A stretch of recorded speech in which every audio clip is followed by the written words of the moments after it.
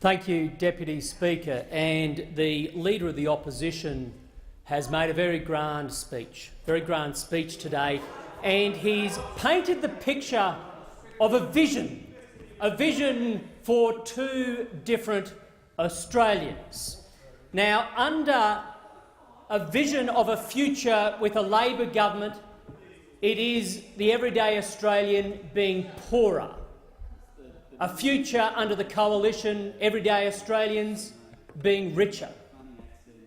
A future under Labor where small businesses are closing down. A future under the coalition where small businesses are growing. A future under Labor where job security is weak. A future under the coalition where job security is strong. So he talks of two visions, and the Deputy Opposition Leader just gave her speech talking about, I think it was 2 letters. I think the problem is there are 2 worlds, Deputy Speaker, 2 worlds the Labor Party are living in, the real world and the fake world. It's like that the little boy who is being naughty, throwing stones at cars from the school playground, suddenly smashes a window and is the first one in there to the teacher and says, "Sir, I saw somebody throwing stones at cars." I think the psychologists call it something like psychological projection, Deputy Speaker, where the unfortunate actions of oneself, one decides to blame others for undertaking those same actions.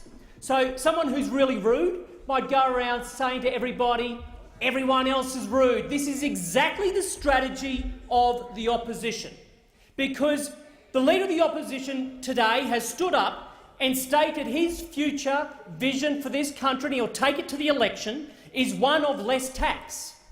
Yet this is the party that is in fact opposed to lowering taxes. This coalition government is in the business of lowering taxes. The opposition is doing everything to oppose it. The opposition believes in increasing taxes. Why does Labor wish to have higher taxes? Because they wish to take money out of the pockets of individuals, to suck it in to the vortex of big government, because they know that if they can make Australians poorer, if they can make Australians less secure, they're going to be more reliant on big government. And that is precisely what the opposition believes in. It's all about big government, so you punish hard-working individuals, you rip into their pockets, take out the money, you make their jobs insecure, so they will turn around and be reliant on big government and therefore the Labor Party. Then the Leader of the Opposition carries on, saying he wants to protect people with hospitals and schools. So tell me this. Why would the Labor Party ensure that teachers and nurses have to pay more money due to their taxes? How is that looking after teachers? How is that looking after nurses? Why should young families pay more money to buy a property, a family home, because of Labor's negative gearing policy? Why should young families be punished by Labor's taxes? Why should there be the right to deduct costs for managing one's own taxes? Again, these are everyday workers. They'll be stripped away from the Labor Party. We will have young entrepreneurs who will be forced to pay higher income taxes. We will have farmers who will be slugged with higher capital gains taxes. Why? Because they want to suck it into the vortex of big government. That's all the Labor Party does. Now, there is one exception, and let's give them credit, Deputy Speaker. There was one exception where the Labor Party actually did not try to take a higher tax revenue. You know what it was? They opposed the tax avoidance legislation for multinationals.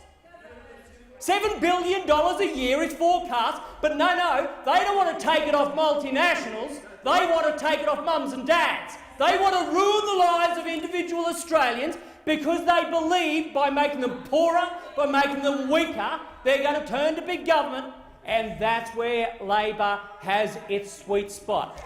We will stand by lower taxes, and we will absolutely fight Labor every inch of the way. I call the member for McMahon.